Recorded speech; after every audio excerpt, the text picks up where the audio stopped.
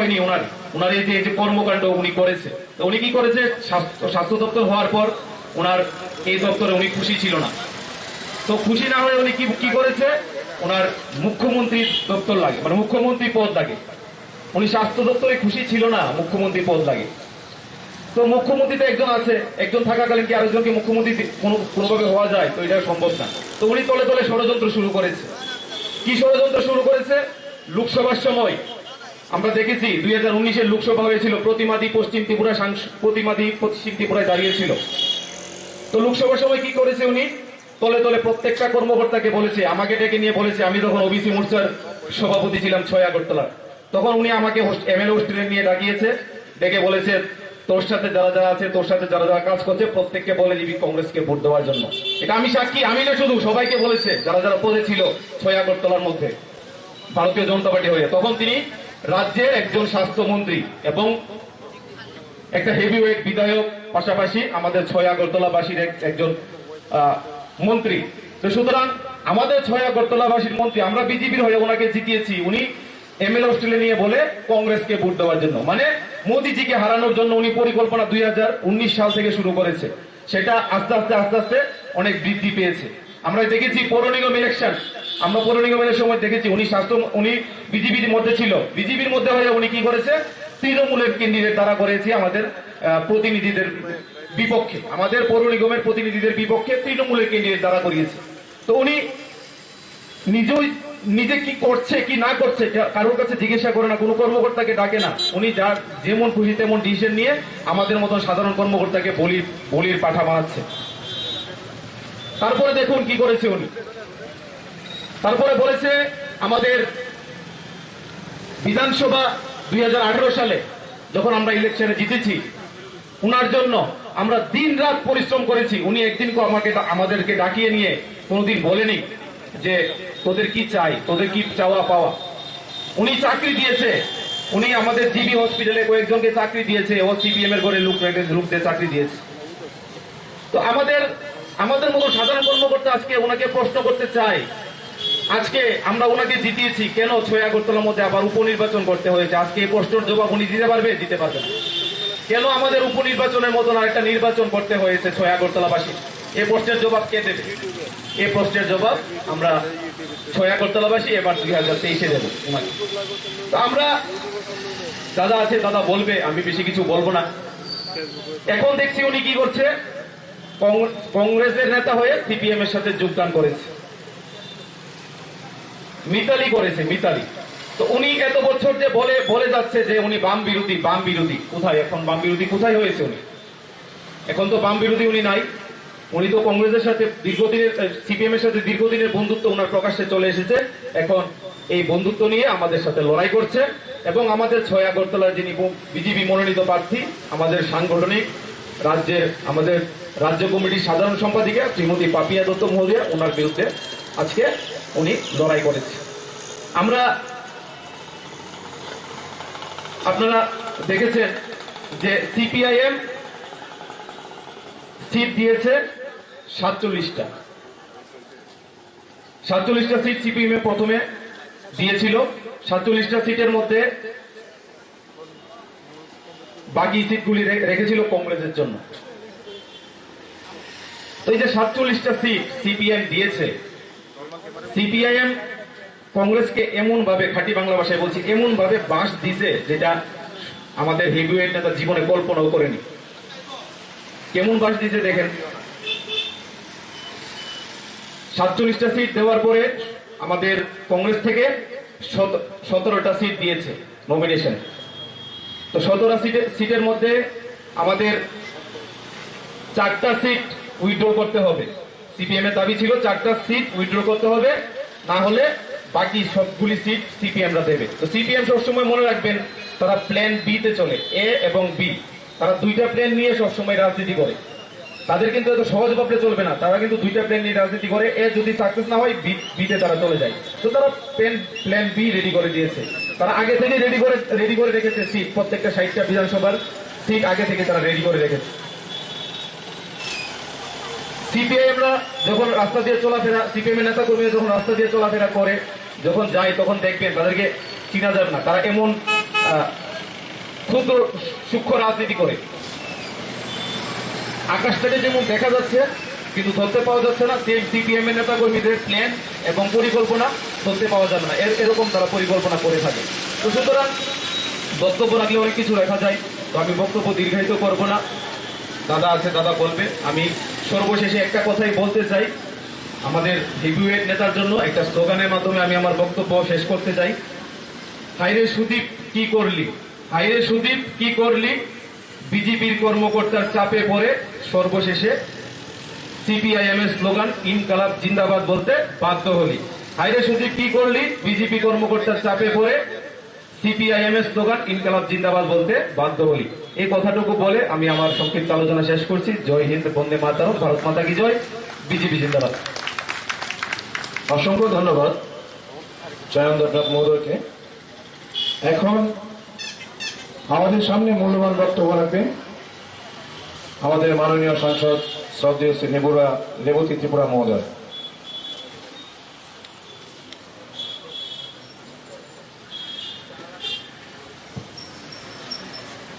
নমস্কার সবাইকে। আজকের এই সভার সম্মানিত সভাপতি তথা আমাদের এই মণ্ডল সভাপতি হীরালাল দেবনাথ মহোদয়, মঞ্চে একটু আগে আলোচনা করে গেছেন আমাদের পশ্চিমবঙ্গ থেকে আগত আমাদের বিধায়ক শঙ্কর ঘোষ, তিনি চলে গেছেন। মঞ্চে আছেন আমাদের এই মণ্ডলের সম্পাদক এবং যারা আমাদের আলোচনা শুনছেন, আমাদের যারা কার্যকর্তা মায়েরা বোনেরা এবং যারা বাড়িতে বসে বসে বা এই দোকানে বসে বসে আমাদের আলোচনা শুনছেন, সবাইকে আমার ব্যক্তিগত তরফ থেকে এবং প্রদেশের পার্টির তরফ থেকে আন্তরিক শুভেচ্ছা এবং অভিনন্দন আমি জ্ঞাপন করছি।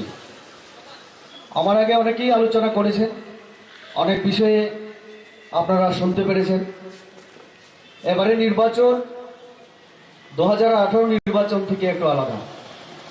2018 নির্বাচনে আমরা স্লোগান তুলেছিলাম 25 বছরের সিপিআইএম এর যে অপশাসন তার অবসান ঘটাতে হবে। তার জন্য আমরা বলেছিলাম চলো পাল্টাই। ত্রিপুরার মানুষ, আম জনতা আমাদের এই স্লোগানে সমর্থন করে আপনারা ত্রিপুরা রাজ্যে একটা নতুন সরকার আপনারা আনার সুযোগ আপনারা বিজেপি সরকার প্রতিষ্ঠা করেছেন। এবং আমরা আমাদের 2018 নির্বাচনের আগে যে প্রতিশ্রুতি বা ইস্তেহারে আমরা কথাগুলি বলেছিলাম, সেই কথাগুলি পূরণের জন্য আমরা বিগত 5 বছরে আমরা চেষ্টা করেছি। আজকে আপনারা দেখেছেন আমাদের সর্বভারতীয় সভাপতি জেপি নাড্ডাজির হাত ধরে আমরা আমাদের আগামী 5 বছর যদি আমরা আবার ক্ষমতায় আসি, তাহলে এই ত্রিপুরা রাজ্যের জন্য, ত্রিপুরা রাজ্যের আম জনতার জন্য, আমাদের যারা মহিলা বসে আছেন, যুবক যারা, জনজাতি যারা, পিছিয়ে পড়া মাইনরিটি, অন্যান্য সব অংশের জন্য আমরা কি করতে চাই সেটাও আজকে আপনারা আমাদের জেপি নাড্ডাজির হাত ধরে যে ইস্তেহার আমরা প্রকাশ করেছি তাতে ইতিমধ্যেই আপনারা পেয়ে গেছেন।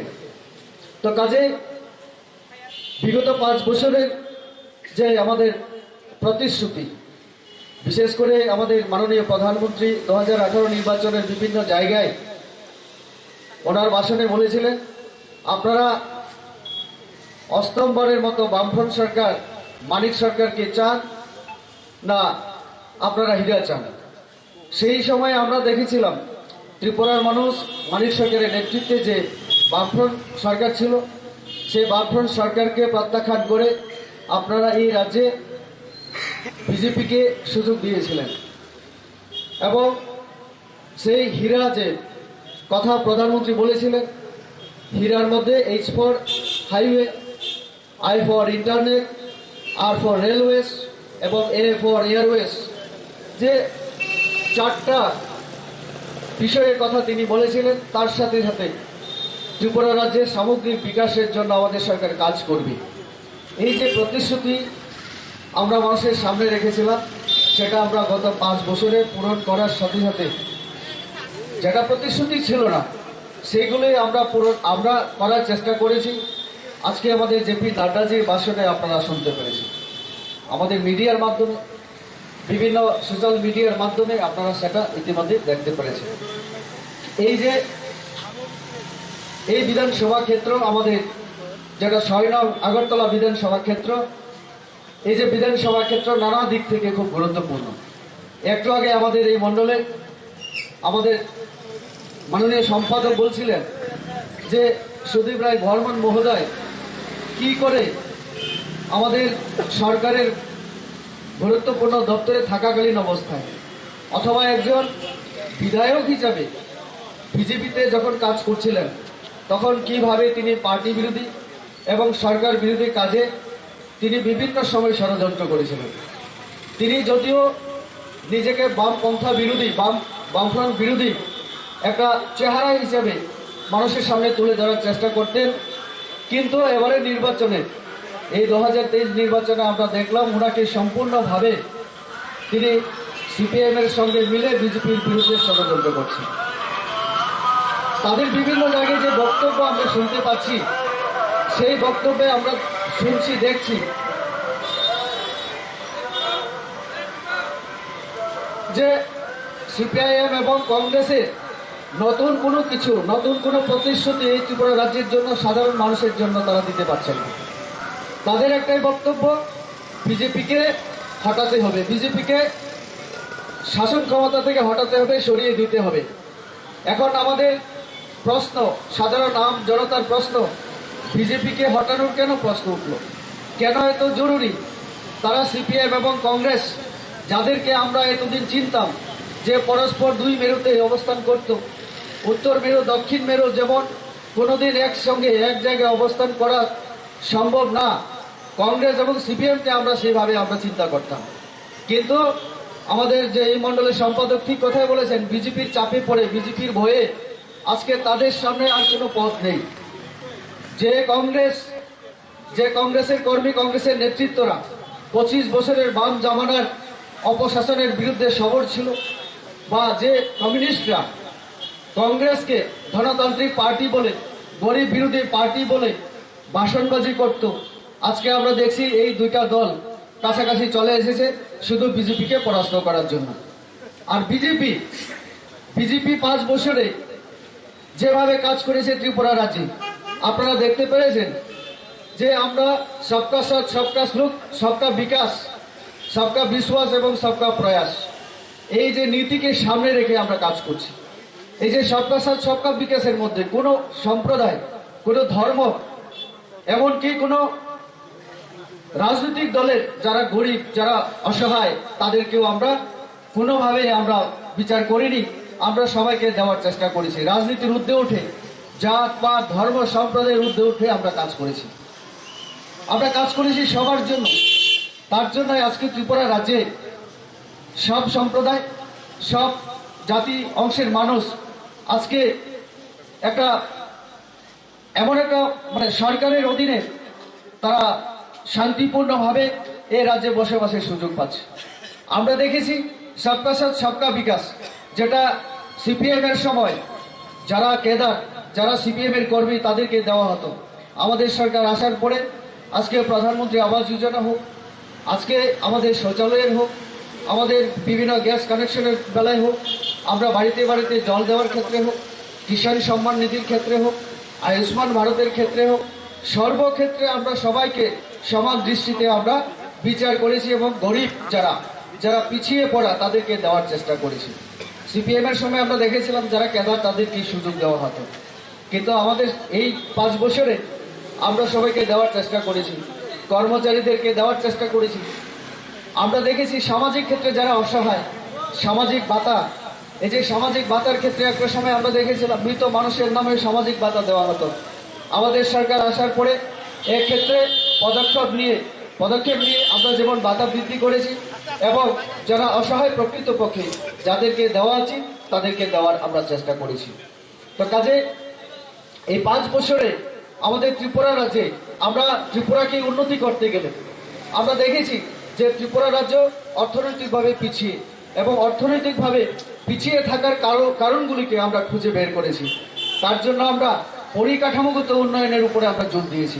আপনারা দেখেছেন আমরা ত্রিপুরা রাজ্যে আমাদের একটাই মাত্র জাতীয় সড়ক ছিল, যেটা আমাদের ত্রিপুরা রাজ্যে যে কোনো পণ্য আনার ক্ষেত্রে, যোগাযোগের ক্ষেত্রে একমাত্র 44 ন্যাশনাল হাইওয়ের উপরে আমাদের নির্ভর করতে হতো। আমাদের যে বিমান পরিবহন বা বিমান পরিষেবা সেটাও ছিল একেবারে অনুন্নত। আমরা এই যে কানেক্টিভিটির ক্ষেত্রে আমরা জোর দিয়ে আমরা কাজ করেছি। আপনারা দেখেছেন যে আমাদের মানিক সরকার, যিনি 20 বছরের মুখ্যমন্ত্রী ছিলেন, তিনি নিজেই দাবি করতেন ছাত্র অবস্থা থেকে তিনি রাজনীতি করে, রেলের জন্য আন্দোলন করে তিনি 20 বছরের মুখ্যমন্ত্রী হয়েছিলেন। তিনি বলতেন অনেক আন্দোলন করে, পরিশ্রম করে উনি রেল আনার জন্য সংগ্রামে ভূমিকা নিয়েছিলেন। কিন্তু আমাদের নরেন্দ্র মোদীজি আসার পরে আমরা দেখেছি আমাদের রেলের জন্য কোনো আন্দোলন করতে হয়নি। ত্রিপুরার উন্নয়নের ক্ষেত্রে রেল পরিবহন ব্যবস্থা, কানেক্টিভিটি সেটা যে অনেক গুরুত্বপূর্ণ ভূমিকা রাখে, তার জন্য আমরা ত্রিপুরা রাজ্যে সর্বাধিক থেকে রেল কানেক্টিভিটি হোক, এয়ার কানেক্টিভিটি, রোডস এই যে রোড কানেক্টিভিটি, হাইওয়ে হোক, সেটা আমরা উন্নয়নের জন্য আমরা কাজ করেছি। আজকে বিভিন্ন জেলা এবং বিভিন্ন মহকুমাকে টাচ করে আমাদের হাইওয়েগুলির কাজ হচ্ছে। তো উন্নয়নের ক্ষেত্রে এটা একটা বড় আমাদের অ্যাচিভমেন্ট। আমরা দেখেছি আমাদের ত্রিপুরা রাজ্যে যারা কৃষক, যারা জুমিয়া, তারা অর্থনৈতিকভাবে পিছিয়ে।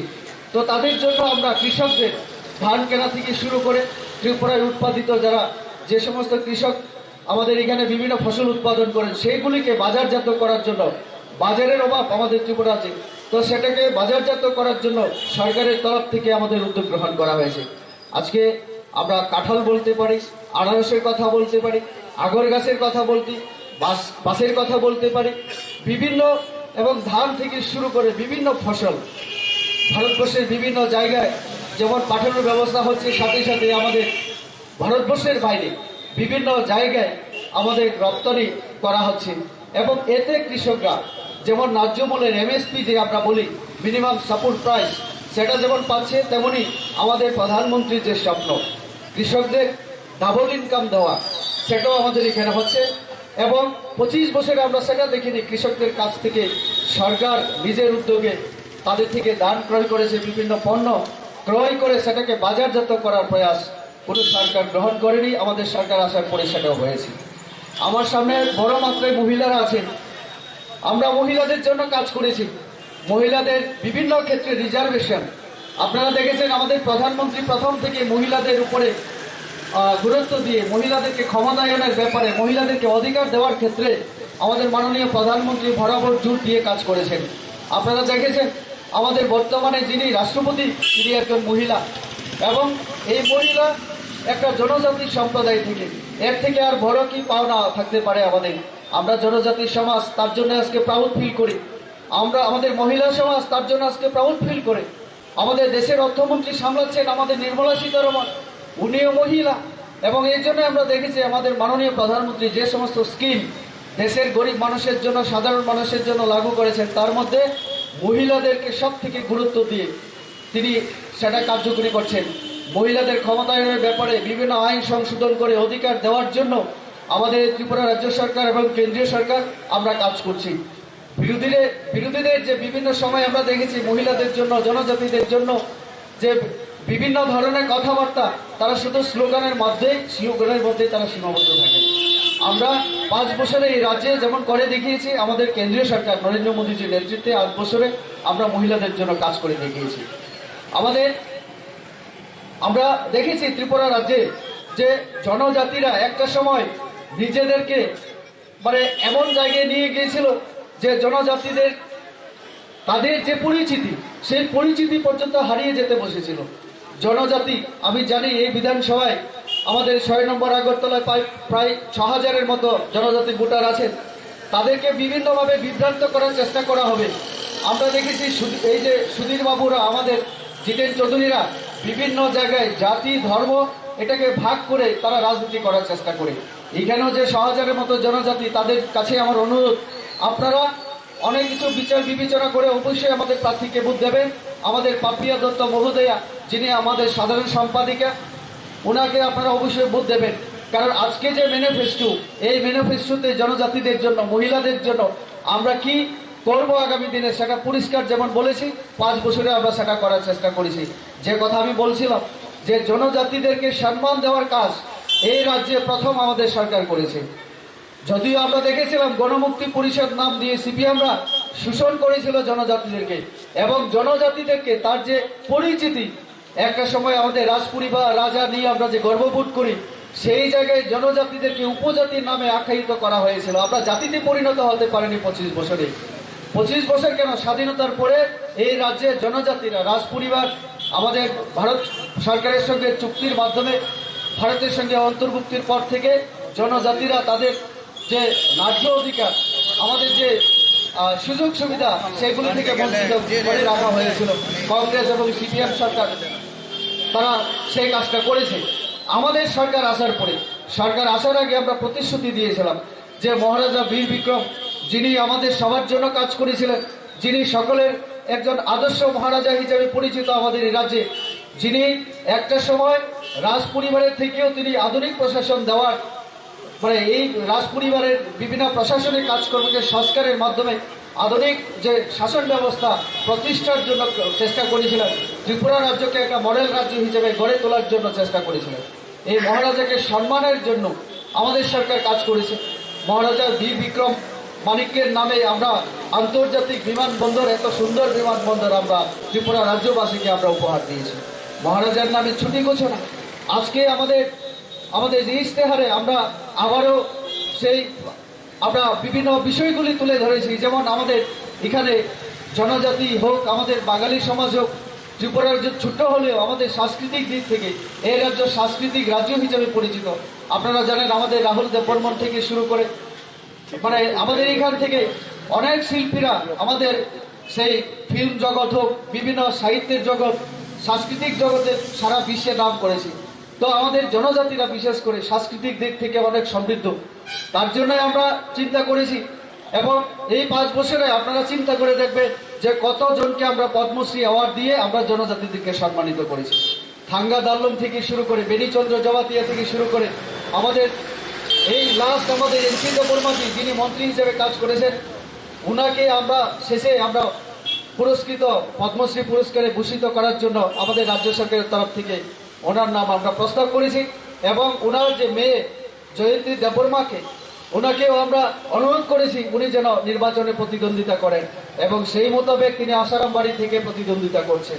এটা মহিলা এবং জনজাতিদের জন্য বিরাট সম্মানের বিষয়। আপনারা দেখেছেন আজকেও আমাদের সংস্কৃতি রক্ষার জন্য, আমাদের যে সংস্কৃতি যে সমৃদ্ধ, সেটাকে আরো চর্চার সুযোগ আমাদের নেক্সট জেনারেশনকে দেওয়ার জন্য আমরা ত্রিপুরা রাজ্যে নেক্সট সরকার যদি আমাদের প্রতিষ্ঠিত হয়, আমাদের সরকার জনজাতিদের সংস্কৃতি রক্ষা এবং তার চর্চা সংরক্ষণের জন্য আমরা ইউনিভার্সিটি, বিশ্ববিদ্যালয় গড়ার জন্য আমাদের ইশতেহারে আমরা ঘোষণা দিয়েছি।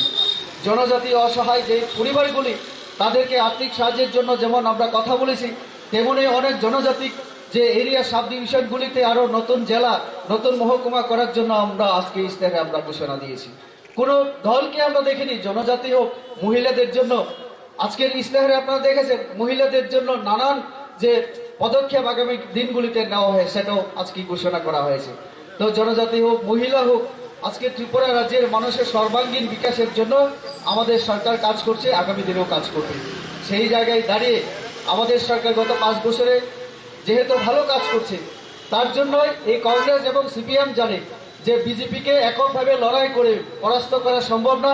তার জন্য উত্তর মেরু দক্ষিণ মেরু যেটা কোনোদিন এক অবস্থানে আসা সম্ভব না, এই যে দুইটা দল এক হয়ে আজকে বিজেপিকে পরাস্ত করার জন্য উঠে পড়ে লেগেছে। ত্রিপুরাকে নিয়ে তাদের কোনো বক্তব্য নেই।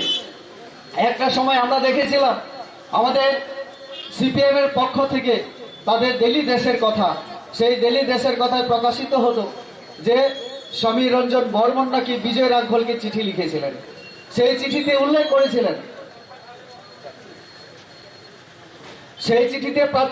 করেছিলেন, আসুন আমাদের প্রার্থী পাপিয়া দিয়ে এসে গেছেন, আপনারা ওনার জন্য একটা জুড়ে হাততালি দেবেন। দিল্লি দেশের কথায় আমি যে কথা বলছিলাম, দিল্লি দেশের কথায় আমরা দেখতাম যে সমীর বর্মন নাকি এক সময় উগ্রপন্থী নেতা বিজয় রাঙ্খলকে চিঠি লিখেছিলেন। সেই চিঠিতে বলেছিলেন যে বাঙালি এলাকায় একটু খুন খারাপি করার জন্য। এটা সিপিএম এর দিল্লি দেশের কথা এবং সিপিএম নেতাদের অভিযোগ। এবং কংগ্রেসের সঙ্গে সিপিএম কংগ্রেস নেতাদের সঙ্গে উগ্রপন্থী নেতাদের যোগাযোগ আছে বা মিলে কাজ করতো, এটা দিল্লি দেশের কথায় প্রত্যেক দিন প্রকাশিত হতো। সিপিএম এর নেতারা কংগ্রেসের বিরুদ্ধে নানান অভিযোগ করে বিভিন্ন যেমন খুন খারাপি, খুন সন্ত্রাসের অভিযোগ এনে কংগ্রেসকে তারা সমালোচনা করত। অন্যদিকে কংগ্রেসের নেতারা সিপিএম এর বিরুদ্ধে নানান অভিযোগ করত। সেই অভিযোগের মধ্যে আমরা দেখতাম 25 বছরে কংগ্রেস কর্মীদের বাড়ি করে খুন খারাপি, আগুন জ্বালানো ইত্যাদির অভিযোগ তুলত। আজকে যে কথা আমি শুনছিলাম আসার সঙ্গে সঙ্গে আমার পূর্ববর্তী বক্তারা বলছিলেন যে কংগ্রেস সিপিএম সেই কথাগুলি ভুলে আজকে আমাদের সুদীপ বাবু ইনকলাব জিন্দাবাদ স্লোগান শিখছেন। তিনি ইনকলাব জিন্দাবাদ তিনি এই প্রথম জীবনের মানে সেই দিন আমিও দেখলাম সোশ্যাল মিডিয়াতে তিনি নিজেই স্লোগান দিচ্ছেন। তো এটাই পরিবর্তন, যে বিজেপির কারণে আজকে কংগ্রেস এবং সিপিএম, যাদেরকে আমরা বলতাম আগে ত্রিপুরা রাজ্যে তারা কুস্তি করতো, দিল্লিতে গিয়ে দুস্তি করতো, এখন ত্রিপুরা রাজ্যেও দুস্তি, দিল্লিতেও দুস্তি, সেটা প্রকাশিত হলো মানুষের সামনে এবং আমাদের সামনে চলে এলো সমস্ত বিষয়গুলি।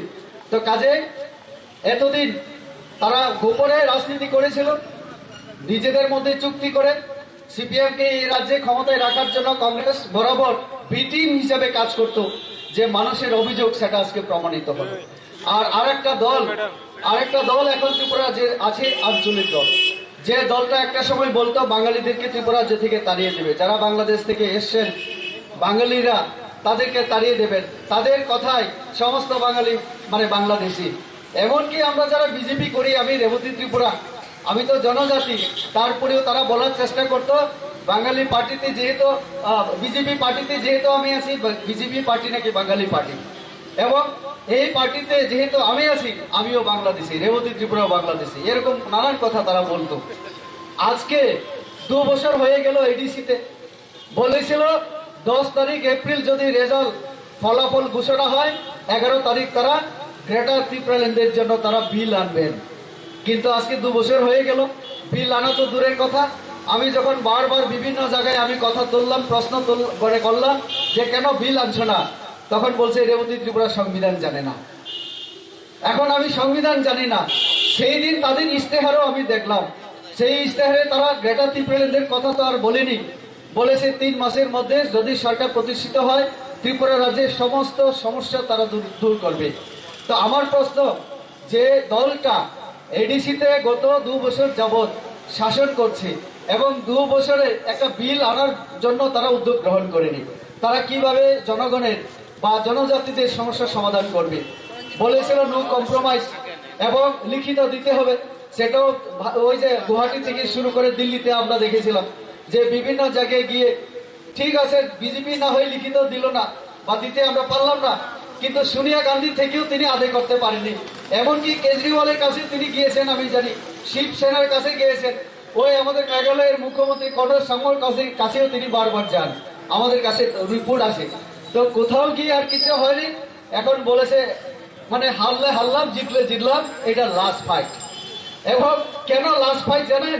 উনি বুঝতে পেরেছেন 2023-এর পরে উনি আর থাকতে পারবেন না, এই দলটাও থাকবে না, ওই অন্যান্য আঞ্চলিক দলের মতোই এই দলটাও শেষ হয়ে যাবে। তার জন্য তিনি বলছেন 2023-এর পরে তিনি আর রাজনীতিতে থাকবেন না।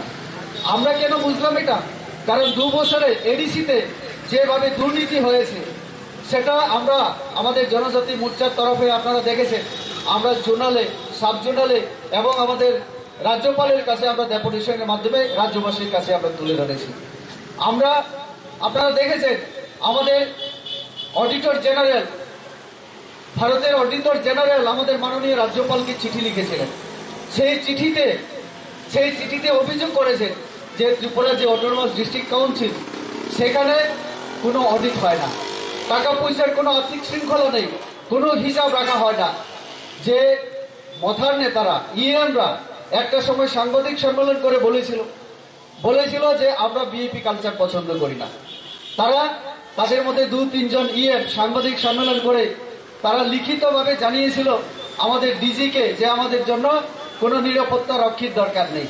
পুলিশের দরকার নেই, কিন্তু ঠিক 3 মাস পরে আমরা কি দেখলাম? পূর্ণচন্দ্র জমাতিয়া, অনিমেষ দেববর্মারা 25 লক্ষ 30 লক্ষ টাকা তুলে তুলে নিয়ে যাচ্ছেন। যখন ধরা পড়লো, যখন তাদেরকে জিজ্ঞাসা করা হলো কেন তোমরা এই টাকা তুলে নিচ্ছ, কোন খাতে ব্যয় করবে, তখন তারা উত্তর দিল যে পুলিশকে রাখার জন্য, পুলিশ ব্যারাক বানানোর জন্য, সিকিউরিটি পার্সোনেলদের রাখার জন্য তারা এই টাকা খরচা করবে। তখন যখন আবার প্রশ্ন করা হলো তোমরা তো ভিআইপি কালচার পছন্দ করে না, পুলিশের দরকারই নেই, পুলিশ তোমাদের সঙ্গে তোমরা রাখো না কেন, তাহলে তাদের জন্য এই সমস্ত বাড়িঘর করবে তোমরা। আসলে কি আমরা দেখতে পেলাম বিভিন্ন জায়গায় ইএমদের বাড়ি করে গিয়ে যে পুলিশের নাম করে তারা নিজেদের বাড়িঘর তৈরি করছে। কোনো হিসাব নেই এডিসির মধ্যে। নীতি আয়োগ 170 কোটি টাকা দেওয়া হয়েছিল।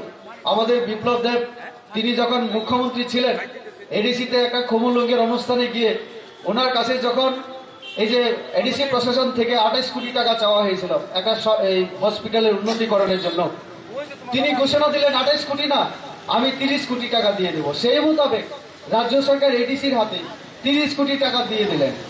এবং আমাদের এই যে পুরাতন কাউন্সিল ভবন, তার মেরামতের জন্য 10 কোটি টাকা, তার কোনো হিসাব এখনো তারা দিতে পারেনি। এবং খুমুলুঙ্গের যে হসপিটাল, তার আধুনিকীকরণ বা তার উন্নয়নের জন্য যে খরচা হওয়া দরকার বা যেটা করেছে তার হিসাবও এখনো পর্যন্ত দিতে পারেনি। কিছুদিন আগে আমাদের চাপে পড়ে যখন অডিট টিম গেল খুমুলুঙ্গের মধ্যে, অডিট টিমের সঙ্গে তাদের মধ্যে একজনের সঙ্গে আমি কথা বলেছিলাম, তারা কোনো কাগজপত্র তাদের সামনে তারা পেশ করতে পারেনি। অর্থাৎ সাব জোনাল থেকে জোনাল এবং খুমুলুং কোথাও কোনো হিসাবপত্র রাখা হয় না। বিভিন্ন কাজে করানো হয় লক্ষ লক্ষ টাকা, তার কোনো টেন্ডার তাদের নেই। মৌখিকভাবে বলা হয় যে XYZ কে কাজ দিয়ে দাও, বাস হয়ে গেল এইভাবে। তো এই জন্যই আমরা দেখেছি 2 বছরে জনজাতিদের সঙ্গে প্রতারণা করেছে এই আঞ্চলিক দল। যারা বলতো সুদতি প্রাসের জন্য তারা কাজ করে, আজকে দেখছি আমরা অনিল সরকারের ছেলে অভিজিৎ সরকার এই দলের বড় নেতা, তাপস দে ওই দলের বড় নেতা, এবং ত্রিপুরা সিটিজেন যে ফেডারেশন এরকম কিছু একটা নাম দিয়ে তার কনভেনার বানানো হলো আমাদের তাপস বাবুকে। তো তাহলে যারা বলতো চিরি শাসন, অর্থাৎ জনজাতিদেরই শাসন হবে এখানে, আজকে দেখছি আমরা সেই সিটিজেন ফেডারেশনের কনভেনার হয়ে গেলেন আমাদের তাপস বাবু। তো জনজাতিদের সঙ্গে প্রতারণা ছাড়া আর কিছু নেই। তো কাজে এই যে ত্রিপুরা রাজ্যে যে বিরোধী দলগুলির যে ভূমিকা আপনারা দেখতে পাচ্ছেন, সিপিএম এর 25 বছর আমরা দেখেছি কি করেছে ত্রিপুরা রাজ্যকে, শুধু স্লোগান দিত কেন্দ্রীয় বঞ্চনার কথা। আর কংগ্রেসকে আমরা দেখেছি মারপিট ছাড়া কিছুই আমরা দেখিনি, এবং তাদের কোনো পরিকল্পনা নেই ত্রিপুরা রাজ্যকে নিয়ে। আর এই যে আঞ্চলিক দল সবাই মিলে এখন একটাই কথা যে বিজেপিকে হটাতে হবে। বিজেপি অথচ 5 বছরে সবার জন্য যেভাবে কাজ করেছি আমরা, রাজনীতি জাত ধর্ম মানে সবকিছুর ঊর্ধ্বে উঠে। তো কাজে এই যে 2023-এর নির্বাচন, এই নির্বাচনের আমাদের এই 6 নং আগরতলা কেন্দ্রে আমাদের প্রার্থী পাপিয়া দত্ত মহোদয়াকে আপনারা আমাদের যে পদ্মফুল চিহ্ন, এই পদ্মফুল চিহ্নে ভোট দিয়ে বিপুল ভোটে জয়যুক্ত করবেন। এবং শুধু ওনাকে জয়যুক্ত করা তা নয়, একজন মহিলা সশক্তিকরণের জন্য, মহিলা ক্ষমতায়নের জন্য, মহিলারা সমাজের যে আমাদের সমাজের অর্ধেক মানে মহিলা, তাদেরকে অধিকার এবং ক্ষমতায়ন করার জন্য আপনারা পাপিয়া দত্তকে ভোট দেবেন।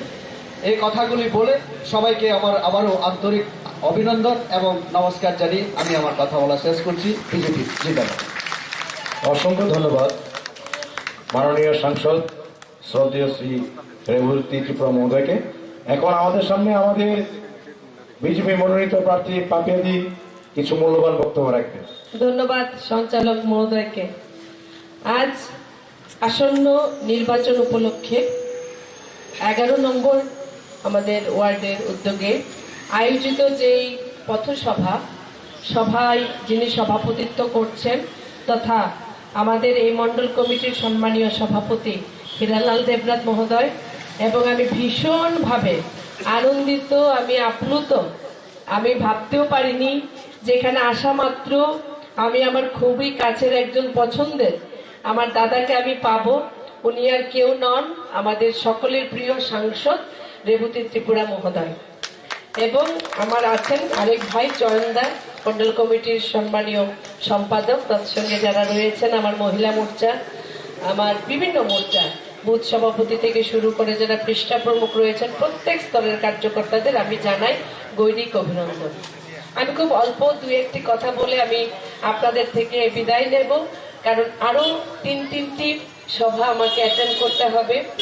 বিষয় হলো, আমি তো দাদা স্বামী স্বরূপানন্দের শিষ্যা, তো এখন একটা উপাসনাতে গিয়েছিলাম, তো সকলেই বলছেন উপাসনাটা কমপ্লিট করে যাও, তো সেখানে আমাকে একটু 1 ঘন্টা আমি উপাসনা বসেছি, তার জন্য একটু দেরি হয়ে গেল। তো 6 আগরতলার জোশ খুব আছে দাদার, চিন্তা তো করছেন না নিশ্চয় না? আমরা কিন্তু জিতবো, এটা আপনারা জানেন, জেনে গেছেন অলরেডি, তারা জেনে গেছেন জিতবো। কারণ আমাকে যখনই সেন্ট্রাল লিডার পাচ্ছেন কার্যালয়ে, যখনই যায়, পাপিয়া জি আপ তো জিত রেহে হো। তো আমি জানি না, কারণ তাদের অনেক টিম থাকে পেছনে কাজ করছেন, কি কারণে এত কনফিডেন্সের সঙ্গে বলছেন। হিরালাল দাকে নাকি কল করে বলছেন, আরে মন্ডল সভাপতি দাদা আপ লোক তো জিত রেহে হো। তো এখন প্রশ্ন হলো দাদা, প্রশ্ন না, আমার কথাটা হলো, আমি যেদিন থেকে মনোনয়ন পেয়েছি আমি বারবার বলছি যে আমি খুব যাওয়ার চেষ্টা করছি প্রত্যেকটা জায়গায়। খুব অল্প সময় আপনাদের এই মেয়ে সময় পেয়েছে, কারণ মাত্র 10 থেকে 12 দিনের বিষয়। আমাদের 56টি বুথ আছে এই মন্ডলে, তো প্রত্যেক বুথে যদি প্রতিদিন আমি সময় দিই তাহলে 56 দিন আমার প্রয়োজন। তারপরও একটি বুথ একদিনে ডোর টু ডোর করা সম্ভব না, আপনারা প্রত্যেকে জানেন। কিন্তু আমার মনের খুব একান্ত ইচ্ছে যে না, আমি প্রত্যেকটি জায়গায় যেন যেতে পারি, তাই প্রতিদিন একটি ওয়ার্ড আমি পরিক্রমা করছি। আমি যে আবেগ মানুষের মধ্যে দেখতে পাচ্ছি, যে আপ্রাণ মানে দুহাত তুলে মানুষ যেভাবে আশীর্বাদ করছে, আমি ডোর টু ডোর বা জনসম্পর্ক করার সময় আমি আমার সঙ্গে যারা থাকেন তাদেরকে বলছি যে তুমি দেখেছো 6 আগরতলাবাসীর চোখে মুখের কথা। কারণ 18 সালের আগে মানুষের যেমন একটা মুক্তির ইচ্ছে ছিল না, যে কমিউনিস্ট শাসন থেকে আমরা মুক্তি চাই, একটা উচ্ছ্বাস, যেখানে আমরা যেতাম চারিদিকে চলো পাল্টায়ের একটা ধ্বনি, এটা আমি ঠিক আজকের এই দিনে আমি 6 আগরতলার মধ্যে সেই মুক্তির ইচ্ছেটা মানুষের চোখে মুখে আমি দেখতে পাচ্ছি। তাই এই আমাকে আপনারা, আমি আজকে কনফিডেন্ট, হ্যাঁ আমার সেন্ট্রাল নেতৃত্ব বলছেন যে আপ জিত রেহে হো, কিন্তু তার চেয়েও বেশি বিশ্বাস আপনারা আমাকে দিয়েছেন। আপনাদের স্নেহ, মমতা, ভালোবাসা, আশীর্বাদ আমাকে সে বিশ্বাসটা দিয়েছে। আমার এখানে কারোর সঙ্গে ব্যক্তিগত কিছু বলার নেই। ব্যক্তিগত রাজনীতি ভারতীয় জনতা পার্টি কখনো করেনি, পক্ষ প্রতিপক্ষ রাজনীতিতে থাকবে।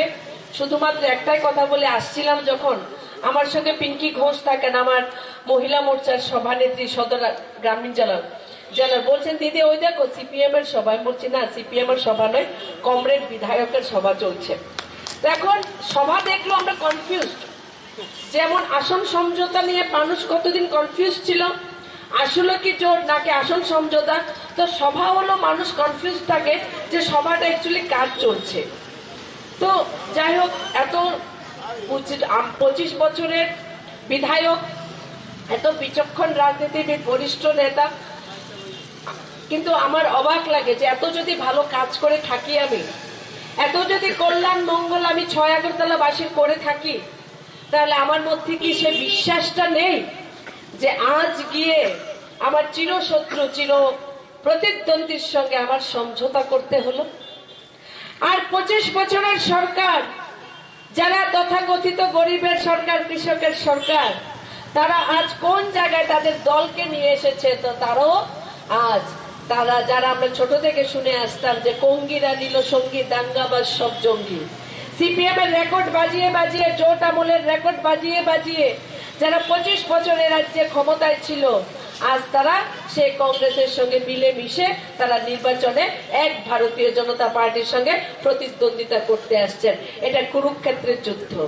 সংখ্যা বেশি ছিল কৌরবদের, কিন্তু পাণ্ডবদের কাছে পরাজিত হয়েছিল, কারণ পাণ্ডবদের সঙ্গে সত্য ছিল, পাণ্ডবদের সঙ্গে কৃষ্ণ ছিল, পাণ্ডবদের সঙ্গে ধর্ম ছিল।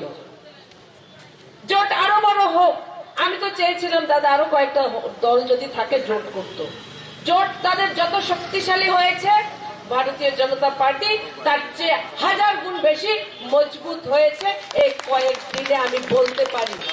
আমি কথা বলছি অনেক প্রকৃত কংগ্রেস কর্মী, অনেক প্রকৃত কমিউনিস্ট বন্ধুরা, প্রকৃত যারা কমিউনিস্ট, যারা আইডিওলজিকে ধরে রেখেছিলেন, আপনাদের জন্য ত্রিপুরা রাজ্যের রাজনীতিতে প্রথমবার আপনারা ভোট দিতে যখন যাবেন, ব্যালট বাক্সে আপনাদের চিহ্নটা পর্যন্ত তারা রাখলেন না। যোগাযোগ করছেন, বলছেন দিদি অনেক ভুল করেছি, এত ভালোবাসা এত কিছু আমরা বুঝতে পারিনি যে ভুলটা আমরা বিগত দিনে করেছি, এবার করব না, আমাদের প্রত্যেকের ভোট দিদি তোমার জন্য। আমি প্রার্থী না, মনে রাখবেন, আমি আপনারা প্রত্যেকে প্রার্থী, আমি একটা চেহারা মাত্র। আমি প্রতিশ্রুতি দিতে আসিনি, ইশতেহার আমরা রাখি না। ইশতেহার মানে রাখা মানে ধাপ্পাবাজি, যেটা 25 বছর আমরা দেখে এসেছি। আমরা মানুষের সামনে রাখি সংকল্প পত্র। সংকল্প মানে যা পূরণ করতে হয়। আজও দেখেছেন ভারতীয় জনতা পার্টির সংকল্প পত্র।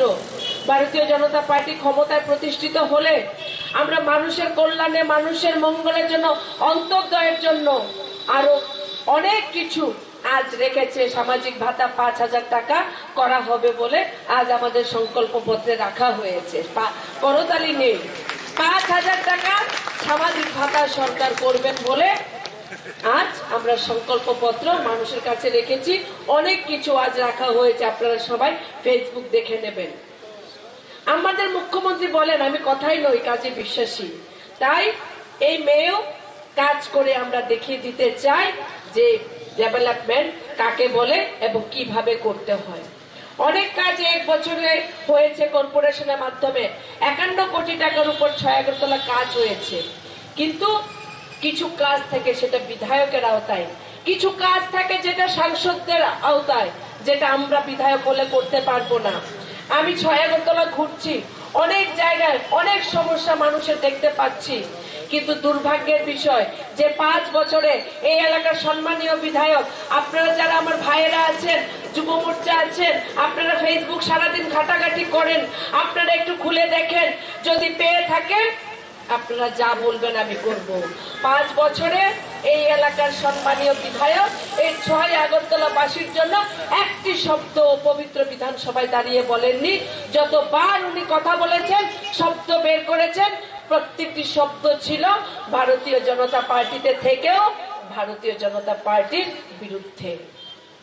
ব্যক্তিগত কনফ্লিক্ট হতে পারে, রেবতীতে আমাকে পছন্দ নাই করতে পারেন, আমি নাই পছন্দ করতে পারি, কিন্তু আমার মনে হয় না 6 আগরতলাবাসী কোনো অন্যায় করেছিল যে আপনাকে ভোট দিয়ে যে মাঝপথে ছেড়ে চলে গেলেন কথা না বলে। আজ আপনারা আমাকে ভোট দেবেন, 6 মাস পর যদি আমি বলি ইনকলাব জিন্দাবাদ, 6 মাস পর যদি বলি আমি কংগ্রেস জিন্দাবাদ, এটা হয় না। 6 আগরতলাবাসী এটা কখনো মেনে নেবে না বলে আমার পূর্ণ আস্থা, পূর্ণ বিশ্বাস। আর সময় এসে গেছে, আর সময় এসে গেছে এই নির্বাচনে তাদেরকে জবাব দেওয়ার। এই এলাকার সম্মানীয় বিধায়ক বলেন আমি ক্ষমা করে দিয়েছি সিপিএম কে, আমি ক্ষমা করে দিয়েছি, সব ভুলে গেছি। উনি ভুলতে পেরেছেন কারণ 25 বছর উনার পরিবারের কেউ শহীদ হয়নি। উনি ভুলতে পেরেছেন কারণ এই 25 বছর উনার পরিবারের কোনো মহিলার উপর নির্যাতন হয়নি। উনি ভুলতে পেরেছেন কারণ 25 বছর বিরোধীরা বঞ্চিত ছিল, কিন্তু অনেকেই বঞ্চিত ছিলেন না। আমাদের কাছে অনেক তথ্য আছে। ইনকলাব জিন্দাবাদ শুনে হতবাক প্রকৃত কংগ্রেস কর্মী বলছেন দাদা আপনার কি হয়েছে? হাসির খোরাক, সারাদিন মানুষ হাসাহাসি করছেন, এসে দেখাচ্ছেন আমাকে দিদি ভিডিও দেখো, ভিডিও দেখো। আমি হাসিনি কারণ মানুষের কাছে হয়তো এটা হাসির বিষয়, কিন্তু যারা শহীদ হয়েছিলেন 25 বছর তাদের কাছে এটা দুর্ভাগ্যজনক, বেদনাদায়ক এবং মর্মান্তিক। টপ লেভেল ঠিক ছিল, টপ লেভেল সর্বদা ঠিক ছিল, দোস্তি কুস্তির খেলা ছিল, যার জন্য 25 বছর পরিবর্তন হয়নি। আর নিচের যারা আমরা কাজ করেছি, যারা কংগ্রেস কর্মী ছিলেন, যারা সিপিএম করতেন, তাদের মধ্যে লড়াই ছিল। বারবার আমরা দেখেছি। এত যদি অনেকে আমার বলেন দিদি দাদা তো খুব কনফিডেন্ট, কনফিডেন্স আছে উনি আসবেন। আমি বলেছি ওনার কনফিডেন্স আমি লোকসভা নির্বাচনও দেখেছি, যখন বলেছিলেন মোদিজি 150 বেশি সিট পাবেন না। উনার কনফিডেন্স আমি আরবান নির্বাচনও দেখেছিলাম, যখন হীরালালদার ভোট কাটার জন্য তৃণমূল কংগ্রেস দাঁড় করিয়ে দিলেন, যখন বলেছিলেন আরবান নির্বাচনে ভারতীয় জনতা পার্টি 10টাও সিট পাবে না। তো ওনার কনফিডেন্সের লেভেল আমার প্রতি মুহূর্তে দেখাচ্ছে, তাতে আমি ঘাবড়াই না।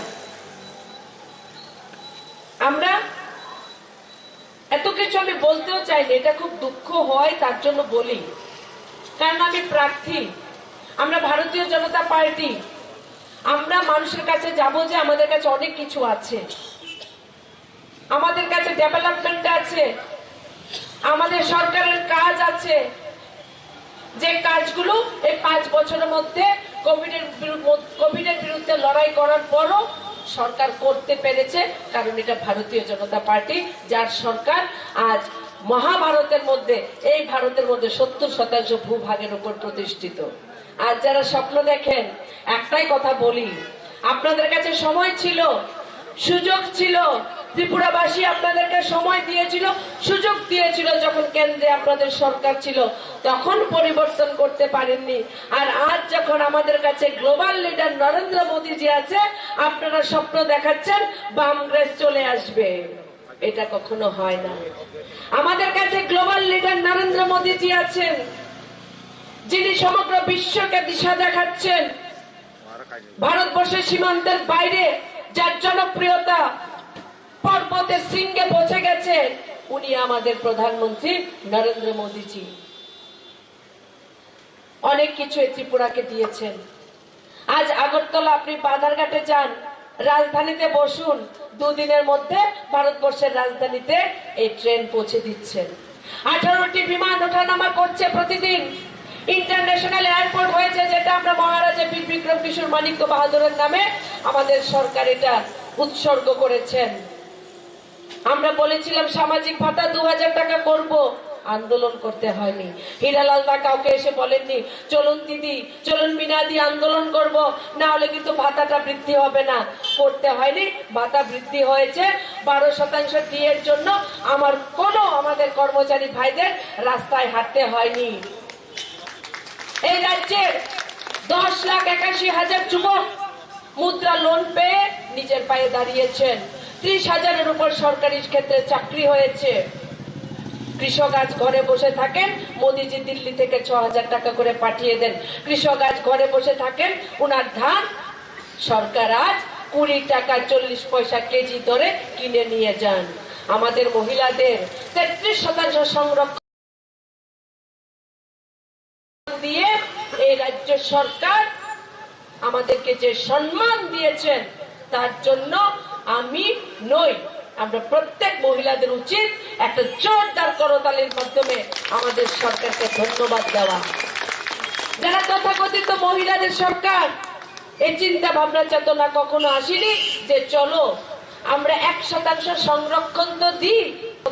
33টি আসন সরকার সংরক্ষণ করে দিয়েছেন, এর চেয়ে বেশি আর আমাদের কি চাই? 12 জন মহিলা প্রার্থী আমি সহ আমাদের সরকার পার্টি দিয়েছেন, আর যারা বলেন তারা মাত্র 2টি দিয়েছে। কারণ আমার সরকার চায়, আমার সরকার শুধু মহিলাদের ক্ষমতায়ন চায় না, আমার সরকার চায় মহিলা পরিচালিত ক্ষমতায়ন। এই রাজ্যের নীতি নির্ধারণে, প্রত্যেক জায়গায় নীতি নির্ধারণে যেন এই রাজ্যের মহিলাদের জন্য সমান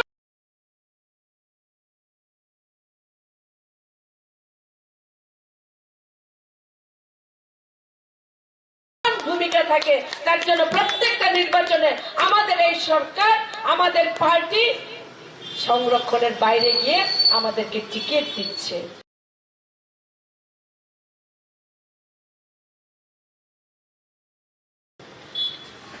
প্রত্যেক ক্ষেত্রে কি যুবক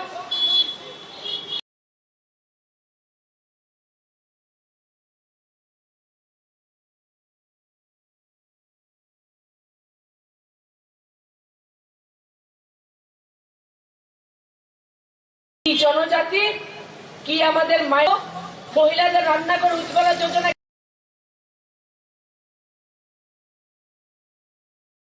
গ্যাস কানেকশন দেওয়া হোক, মোদিজি দিতে বাধ্য। আমি বলি না দাদা, সরি।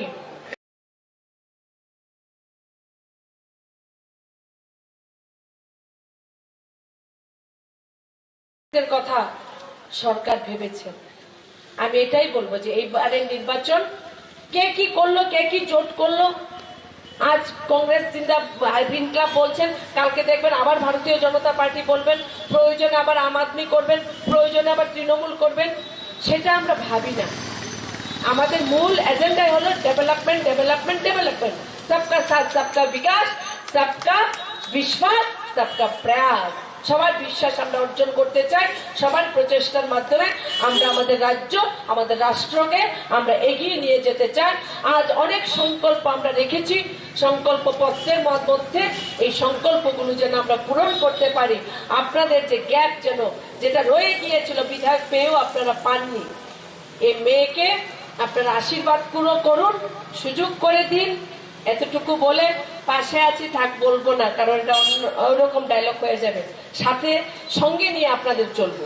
আমি সঙ্গে নিয়ে আপনাদেরকে আমি চলতে চাই। শেষ একটা কথা, আমার অনেক কার্যকর্তা যারা আছেন অক্লান্ত পরিশ্রম করছেন, দিদি তারা তো বলে লাভ নেই।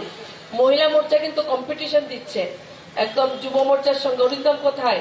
খুব সাবধান কিন্তু। মহিলা মোর্চা কিন্তু ভীষণ ভাবে প্রত্যেক কার্যকর্তা দাদারা বলেন, আরে আমরা কি কিছু করছি না, তুমি যেখানে দাঁড়াও মহিলা মোর্চা তোমার। আমি বলে কি দাদা কিছু আমার এসে যে আমি 3 বছর মহিলা মোর্চার সভানেত্রী ছিলাম, তাদেরকে নিয়ে আমার কাজ করা। কিন্তু আমি যেভাবে দাদারও আমাকে, আমার যুব মোর্চা যেভাবে আমাকে শক্তি দিচ্ছে, আমার ভাইয়েরা যেভাবে, আমার পৃষ্ঠা প্রমুখ, আমার বুথ সভাপতি, দাদা সবাই বলেন হেভিওয়েটের বিরুদ্ধে নাকি আমাদের লড়াই। আমি বললাম আমার কাছে তো হেভিওয়েট মন্ডল সভাপতি আছে, হেভিওয়েট পৃষ্ঠা প্রমুখ আছে, হেভিওয়েট বুথ সভাপতি আছে, তো দেখি না লড়াইটা কি রকম হয়। তো সবাই আমাকে শক্তি দিচ্ছেন, সবাইকে নিয়ে আমরা চলবো। সবাই ভালো থাকবেন, সুস্থ থাকবেন, খাওয়া দাওয়া করে ঠিক মতো ঘুমটা ঠিক রেখে তারপর কাজ করবেন, ঠিক আছে? কারণ আপনারা ভালো থাকলে আমরা ভালো থাকবো। বন্দে মাতারাম, ভারত মাতা কি জয়। অসংখ্য ধন্যবাদ কাপিয়া দিদিকে। আমরা আমাদের অনুষ্ঠানের প্রায় শেষ প্রান্তে চলছি। একটি বিশেষ ঘোষণা, আগামী কালকে সকালবেলায় 7:30 ঘটিকায় আমাদের এই 11 নম্বর ওয়ার্ডে আমাদের বিজেপি মনোনীত